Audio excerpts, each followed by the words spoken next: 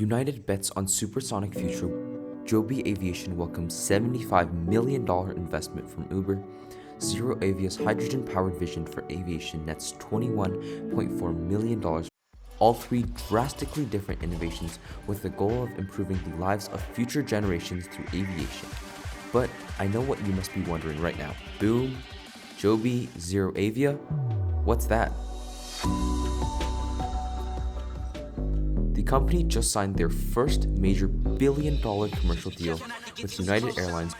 Autonomous urban aircraft as an industry has been projected to be worth as much as $1.5 trillion by 2040. ZeroAvia has created such amazing strides in developing the first true non-emitting aviation powertrain